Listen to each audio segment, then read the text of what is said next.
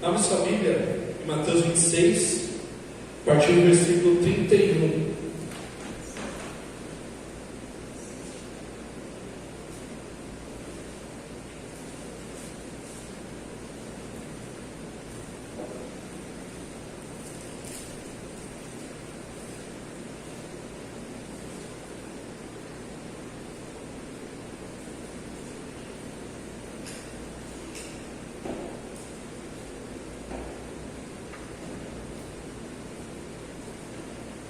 Já? Mateus 26, a partir do versículo 31. Diz assim: Então Jesus disse aos discípulos: Esta noite serei uma pedra de tropeço para todos vocês, porque está escrito: Ferirei o pastor e as ovelhas do rebanho ficaram dispersas. Mas depois da minha ressurreição, irei adiante de vocês para a Galiléia. Mas Pedro, tomando a palavra, disse a Jesus: Ainda que o Senhor venha sendo tropeço para todos, nunca será para mim.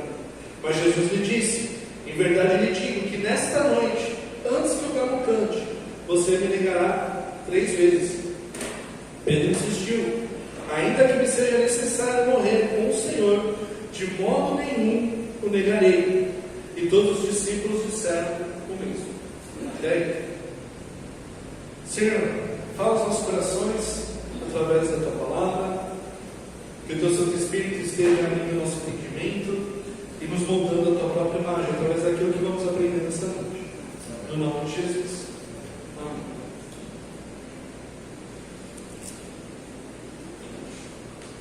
Semana passada foi culto cantado, então a gente não teve pregação. Mas semana retrasada, o pastor Lucas falou sobre a ceia do Senhor. E a ceia do Senhor é o quê? Um memorial. Um memorial do quê? Da morte de Jesus, né? Do sacrifício que Ele fez por nós na cruz. E é isso que a gente celebra toda vez que celebramos a ceia. A gente fez isso semana passada.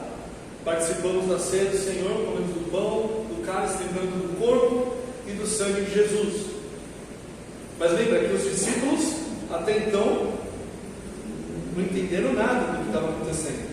Eles já tinham participado de outras ceias com Jesus, né, ceias da Páscoa, e Jesus não tinha feito nada daquilo, não tinha falado nada daquilo. Tudo era novidade. Eles estavam acostumados com uma coisa, mas agora estava acontecendo outra completamente diferente. E agora chega Jesus, depois da ceia, ele estava no caminho do jardim de Getsêmani, e Jesus solta uma bomba para eles. Esta noite eu serei uma pedra de tropeço para vocês. O que é uma pedra de tropeço? A palavra no original é a palavra que vem para o nosso idioma como a palavra escândalo. E para a gente, escândalo tem a ver com algo secreto que ninguém podia saber, e foi aberto a todo mundo, e todo mundo ficou escandalizado, né? Horrorizado, né? O motivo do escândalo, né? Só que na cultura grega tem a ver com isso um pouquinho, mas vai além disso aí. Tem mais a ver com pedras de tropeço do que com o escândalo nosso, né? Aquilo que a gente entende por escândalo. A pedra de tropeço nada mais é do que aquilo que faz a gente tropeçar. Estava lá a pedra no meio do caminho e tropeçamos e caímos. É essa a ideia. Tá? Então, quando alguém serve de pedra de tropeço, essa pessoa está levando a outra pessoa a cair. Tá? Então, é sempre numa conotação ruim, tá? Principalmente para quem cai, né? Mas dentro do Novo Testamento, pedra de tropeço ela pode ser algo bom ou ruim? Não, ela é sempre ruim. Mas em alguns casos A pessoa se torna pedra de tropeço não por motivos ruins, ou porque ela fez algo ruim, mas porque ela fez algo bom. Jesus fez alguma coisa para ele ser pedra de tropeço? Ele faria alguma coisa para ser pedra de tropeço? Não. Mas ele foi. Por quê? Por causa das circunstâncias que envolviam a vida dele. Quando a gente vê o apóstolo Paulo, Pedro falando para a gente não ser pedra de tropeço, ele está falando para a gente não cometer algum pecado, ou não fazer alguma coisa que leve outra pessoa a cair em pecado, ou a sair da igreja, ou ficar escandalizado, no sentido que a gente usa no português, né? Que afaste a pessoa de Deus. Mas se eu estiver fazendo a vontade de Deus, se eu estiver obedecendo a Deus o tempo todo, e a pessoa tiver uma compreensão errada das Escrituras, eu posso servir como pedra de tropeço para ela. E aí não tem o que fazer. Como Jesus, nesse caso, ele não tinha o que fazer. Ele seria, e anunciou que ele seria a pedra de tropeço. E aí vem uma situação que eu quero que a gente pense essa noite. Que as más notícias, elas esperam de nós uma reação. A gente normalmente sabe de cor aquele versículo sobre más notícias. Qual que é?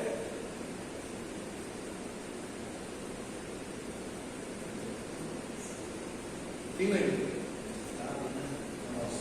Não, versículo.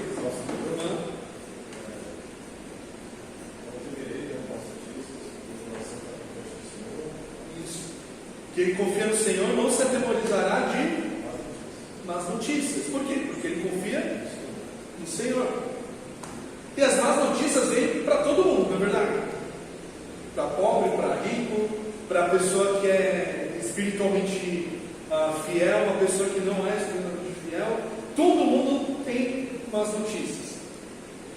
Mas a forma como a gente resolve, a gente lida com as más notícias, mostra a nossa espiritualidade, mostra a nossa confiança em Deus. Lembra, quando a gente está lendo esse texto aqui de Mateus, os discípulos não faziam ideia do que estava para acontecer, embora Jesus já estivesse falando há bastante tempo, mas eles não esperavam. E Jesus ele deixa bem claro: esta noite eu serei uma pedra de tropeço para vocês. E olha o que acontece. Versículo 31 ainda.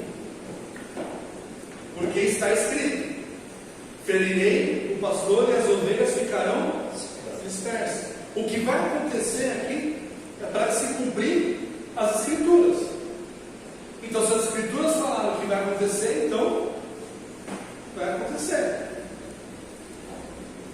E aí ele fala, Jesus continua falando assim: mas depois da minha ressurreição, irei adiante de vocês para a Galileia. Quem que pode ressuscitar?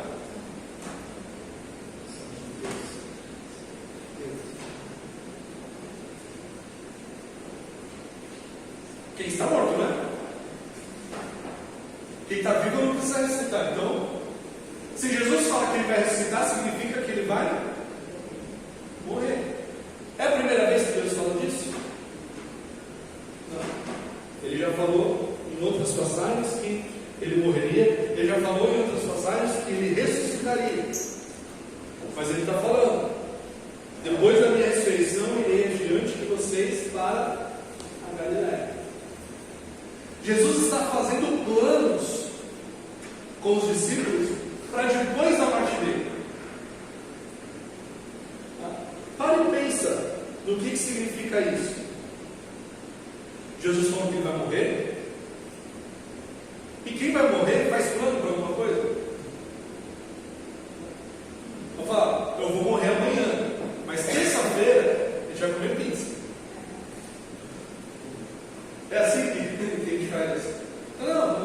Não faz sentido. Mas Jesus está fazendo quanto? Por quê? Porque Ele já falou. Eu vou ressuscitar. Depois que eu ressuscitar, eu vou adiante de vocês para Galileia. Beleza? Fechou? Combinado?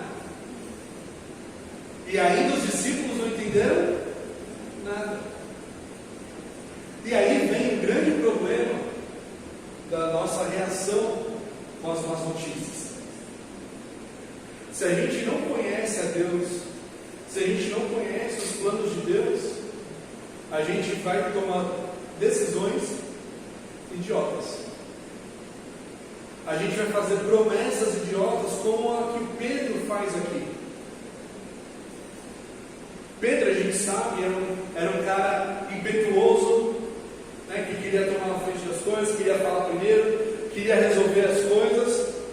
E não foi diferente aqui. Quando ele ouviu uma coisa que aos ouvidos dele era uma coisa absurda, o que ele fala? De maneira nenhuma, Senhor. O Senhor está errado. Olha que ousadia de Pedro. Não, o Senhor está errado, Senhor. Tá? Por quê? Ainda que o Senhor venha ser um tropeço para todos, nunca o será para mim. Primeira promessa de Pedro, primeira promessa impensada de Pedro. O Senhor pode ser pedra de tropeço para todo mundo, menos para mim. E ainda bate no peito. Por quê? Porque eu sou o discípulo mais fiel. Porque eu sou o líder de todos os 12 discípulos aqui. Porque eu sou mais próximo do Senhor, porque eu conheço o Senhor, porque eu vou ser fiel até o fim. E Jesus fala o que para Pedro?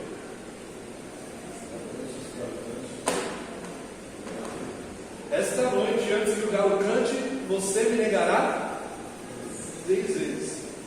Pedro já estava com Jesus há 3 anos. Quantas vezes Pedro negou Jesus nesses 3 anos?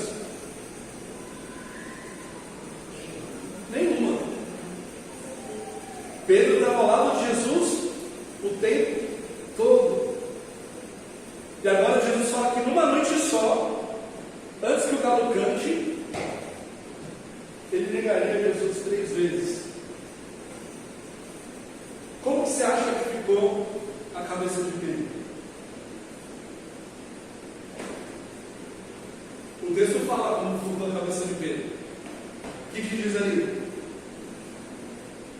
Ainda que me seja necessário morrer com o Senhor, de modo nenhum eu negarei. Segunda promessa impensada de Pedro. Ainda que seja necessário morrer com o Senhor, eu não negarei. Jamais negarei, de modo nenhum eu negarei. E Jesus já estava falando da cruz. Atentos. Ele fala: se alguém quer vir após mim, negue-se a si mesmo, tome a sua cruz e siga. Ele já estava falando para onde que ele estava indo. Ele estava indo para a cruz. Jesus já tinha falado que ele ia morrer. Já tinha falado da ressurreição. Mas os discípulos ainda tinham aquela ideia de que Jesus revolucionaria o povo judeu, revolucionaria a adoração do templo, os fariseus, os saduceus, uniria todo mundo, expulsaria os romanos ali de Jerusalém e de todo o país. Porque Jesus ele chegou num auge no ministério dele, que os fariseus não queriam discutir com ele, os saduceus não queriam discutir com ele, os herodianos não queriam discutir com ele, mas as pessoas vinham, multidão após multidão, para ouvir Jesus falar. A tal ponto que Jesus tem que ir para Jerusalém escondido, para não causar reboliço. E aí de repente ele aparece lá no templo ensinando, né? As pessoas vão ouvindo. E os discípulos, imagina os discípulos nesses eventos em que está todo mundo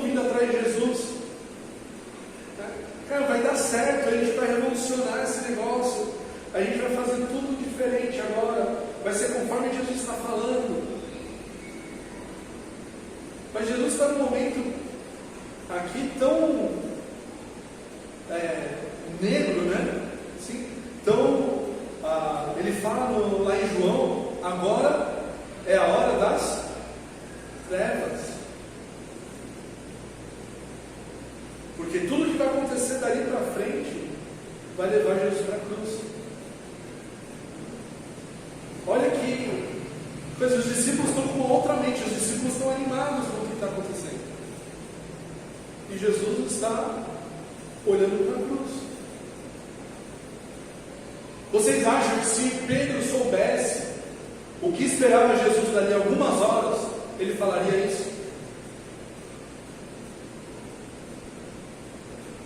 A gente sabe que não, porque ele realmente negou a Jesus 3 vezes. Ele ficou nem com medo da cruz, ele ficou com medo dos soldados,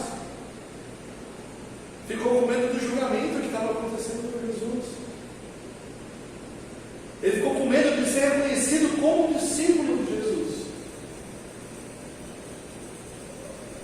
Muitos de nós, se soubéssemos o que viria para nós no futuro, o que vai acontecer para nós no futuro, para seguir a Jesus, provavelmente a gente não iria prosseguir. O que espera a gente no futuro? E eu falando isso, eu penso no Bruno, por exemplo, que está num país que não é cristão. É um país que não tem muita perseguição, mas que a qualquer momento pode ter muito mais do que é aqui no Brasil, porque está do lado de países que não toleram o cristianismo.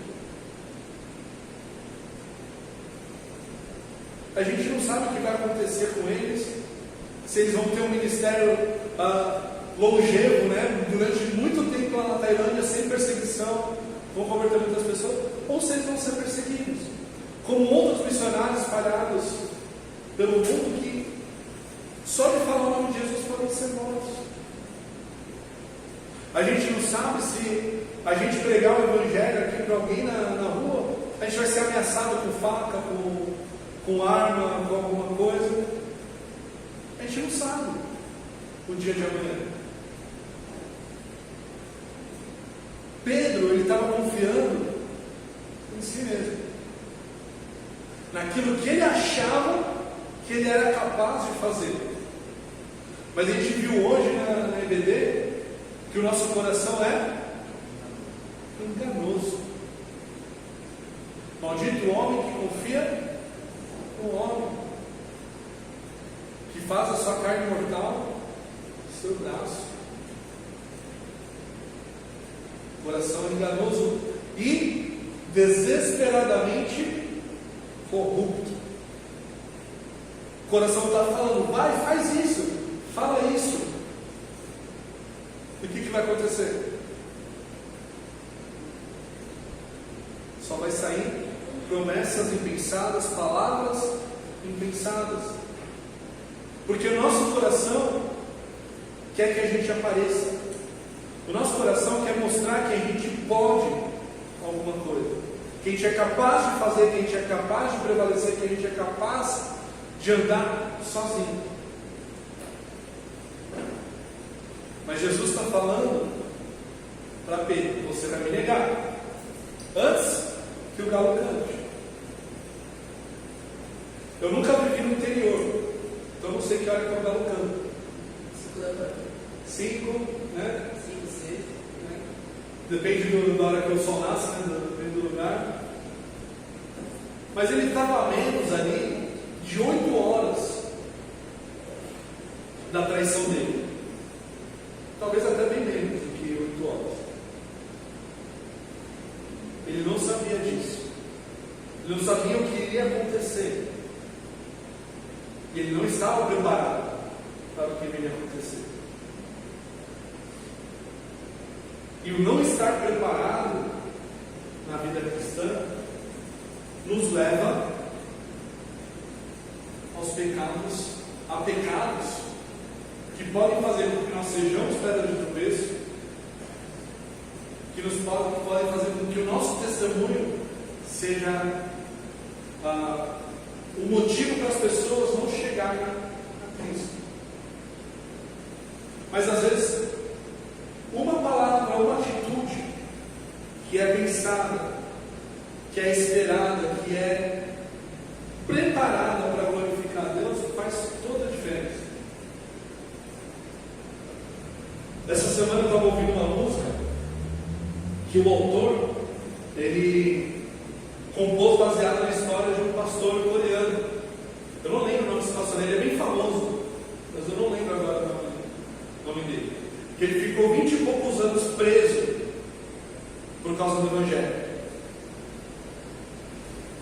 E ele era torturado quase todo dia. Os guardas vinham prendê-lo, ele já estava preso, vinham torturar e falavam: você só precisa negar a Jesus. Você só precisa falar que não crê mais nele, que tua esposa está te esperando. Teus filhos estão te esperando lá de fora. Os filhos dele eram pequenininhos quando ele foi preso. Tudo que você precisa fazer é negar que a gente só. E dia após dia ele fala: não, eu não vou negar o Senhor. Você pode tirar minha família, você pode tirar meus filhos, minha esposa, você pode tirar minha liberdade, mas você nunca vai tirar o que existe dentro de mim. Depois de 20 e poucos anos preso, ele foi solto, sem negar Jesus. Os filhos dele já estavam adultos, ele já era avô, não viu o crescimento dos filhos, não viu a esposa dele durante esses 20 e poucos anos que ele ficou preso. Mas ele deu um testemunho tão grande na prisão que vários guardas se converteram. Não foi à toa que ele ficou 20 e poucos anos na prisão. O testemunho dele é falado até hoje. Será que nós, se vivêssemos num país intolerante ao Evangelho, a gente aguentaria a tortura? A gente aguentaria a pressão? Ser cristão aqui no Brasil é fácil. O tanto de igrejas que tem por aí, tanto de pessoas que falam que são cristãos, mas que na verdade, se forem confrontadas dessa forma, vão rapidamente negar Jesus. E o que a fala de Pedro causou nos outros discípulos? Vocês viram? E todos os outros discípulos falaram a mesma coisa. Não só ele falou palavras impensadas, falou com aquele sentimento: não, eu vou ficar com o Senhor, eu vou até o fim. Como ele levou todos os outros a falarem exatamente a mesma coisa. Um monte de Maria vai com as outras, né? Foram atrás de Pedro. Algumas horas depois disso aqui, a gente vai ver daqui a alguns domingos, Jesus vai ser preso. E o que acontece com eles? Se dispersam. Vai cada um para um lado. Quem que fica com Jesus? Ninguém. Vai todo mundo embora, todo mundo se esconde. Mas a gente sabe que no plano de Deus isso tinha que acontecer, para mostrar para a gente que nós não podemos fazer absolutamente nada por nós mesmos. Jesus falou lá em João, a partir do capítulo 14, sobre o Espírito Santo que ele ia enviar. E é através do Espírito Santo que nós conseguimos permanecer fiéis. É através do Espírito Santo que nós conseguimos dizer: eu vou ser fiel até o fim. Não por mim mesmo, mas pela força do Espírito Santo. Depois que Jesus ressuscita, que o Espírito Santo desce, a gente vê esses mesmos discípulos, que menos de 2 meses antes estavam fugindo, pregando o Evangelho para as mesmas pessoas que crucificaram o seu Senhor. E lembra que dos 12 discípulos, e já estou colocando aqui o que ficou no lugar de Judas, dos 12, somente João não foi morto, morreu de causas naturais. Todos os 11 restantes foram mortos por causa do Evangelho. Começando por Tiago, irmão de quem? De João. Os 2 irmãos, como que eles eram conhecidos? Filhos do trovão. Um foi o primeiro a morrer e o outro o último. Mas João sofreu também por causa do Evangelho. Ficou preso na ilha de Patmos, onde ele recebeu a revelação do Apocalipse. Morreu bem velhinho em Éfeso. Todos eles sofreram por causa do Evangelho, mas porque eles tinham o Espírito Santo, eles não confiavam mais em si mesmos, mas a confiança deles estava no Senhor. Por isso aquele que confia no Senhor não se atemoriza por más notícias. Eu vou sofrer por causa do Evangelho? Se eu for sofrer por causa do Evangelho, eu vou confiar no Senhor, não na minha própria força. Amém? Vamos orar?